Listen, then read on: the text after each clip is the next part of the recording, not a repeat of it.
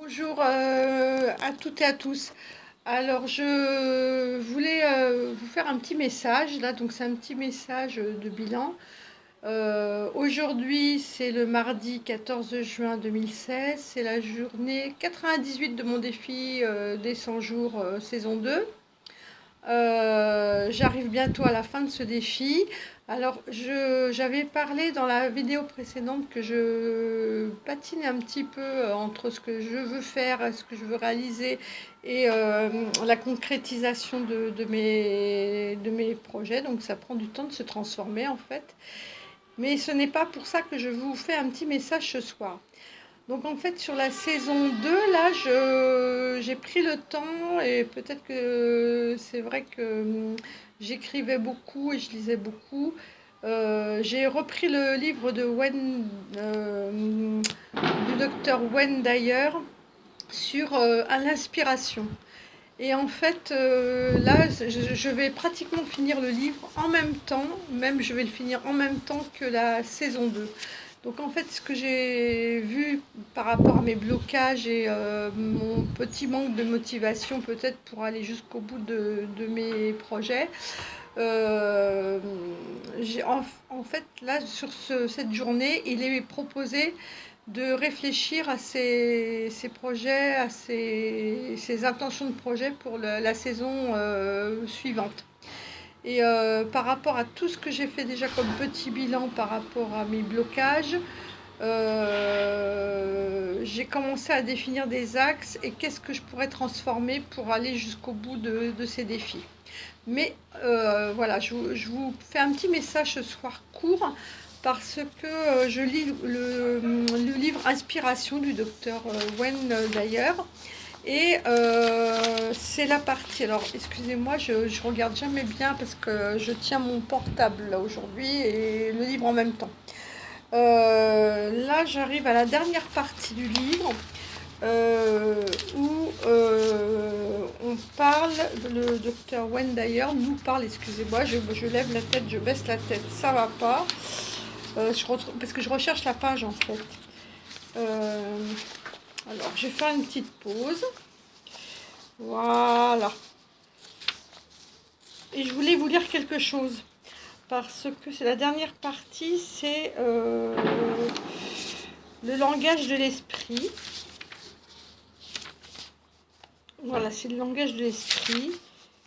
Et voilà, c'est les 4 messages divins, universels. Enfin, les 4 messages divins pour avancer dans notre vie. Donc en fait, il est dit qu'il faut, il y a l'harmonie des émotions, bien sûr, et surtout ce qui est important pour moi, être en harmonie avec la nature, c'est-à-dire se connecter ou se reconnecter avec notre source universelle et se reconnecter, être en harmonie avec, avec tous les éléments de la nature dont nous faisons partie, cette terre-mère qui nous porte et qui nous accueille, qui nous fait vivre. Et dans ce passage, donc, le docteur Wayne d'ailleurs partage avec nous un écrit, mais c'est pas qu'un écrit, c'est une litanie sacrée Chinook qui nous amène comme si c'était un mantra, mais c'est plus qu'un mantra parce il y a un grand texte et c'est à répéter. C'est pour rendre hommage et rester connecté à la nature. Donc je vais vous lire le texte, tout simplement. Alors, litanie sacrée Chinook. Nous nous tournons vers la Terre, notre planète accueillante avec ses merveilleuses profondeurs et ses sommets resplendissants, sa vitalité et son abondance de vie, et nous lui demandons « Enseignez-nous, montrez-nous le chemin ». Nous nous tournons vers les montagnes, les cascades et l'Olympe, les hautes vallées verdoyantes et les prairies couvertes de fleurs sauvages, les neiges éternelles, les sommets d'intenses silence, et nous leur demandons « Enseignez-nous, montrez-nous le chemin ». Nous nous tournons vers les eaux qui baignent la terre, embrassant tout l'horizon, qui s'écoulent en fleuves et en torrents, qui tombent en pluie sous nos jardins et nos champs, et nous leur demandons « Enseignez-nous, montrez-nous le chemin ». Nous nous tournons vers les champs qui font croître notre nourriture, le sol nourricier, les champs fertiles, les jardins et les vergers prolifiques. Et nous leur demandons, enseignez-nous, montrez-nous le chemin. Nous nous tournons vers les forêts, les grands arbres s'élevant majestueusement vers les cieux, dont la terre recouvre les racines et le ciel héberge le feuillage, le hêtre, le pin et le cèdre, et nous leur demandons, enseignez-nous, montrez-nous le chemin. Nous nous tournons vers les créatures des champs, des forêts et des mers, nos frères et nos sœurs, les loups, les orignaux, les aigles et les colombes, les grandes baleines et les dauphins, l'orque magnifique et le saumon, qui partagent notre demeure nordique, et nous leur demandons, enseignez-nous, montrez-nous le chemin.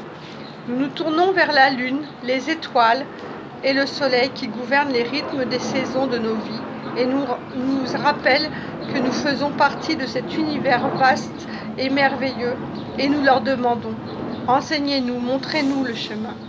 Nous nous tournons vers tous ceux qui ont vécu sur cette terre, nos ancêtres et nos amis qui rêvèrent au bonheur des générations futures, dont la vie a rendu la nôtre possible, et avec reconnaissance, nous leur demandons, enseignez-nous, montrez-nous le chemin.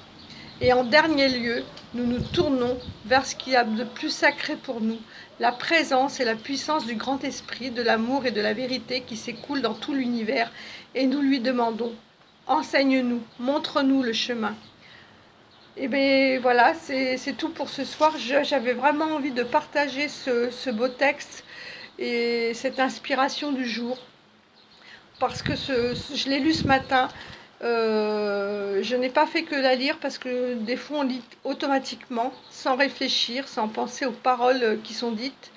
Et j'avais envie de me le réciter à haute voix pour m'imprégner et cheminer jusqu'à mon travail dans la paix et la sérénité. Donc c'est vrai que je me suis arrêtée 2 secondes près d'un arbre et c'était juste magique. C'est vrai que les 3/4 du temps, nous passons à côté des choses sans les voir parce que nous sommes pris par des multitudes de pensées, des multitudes d'actions.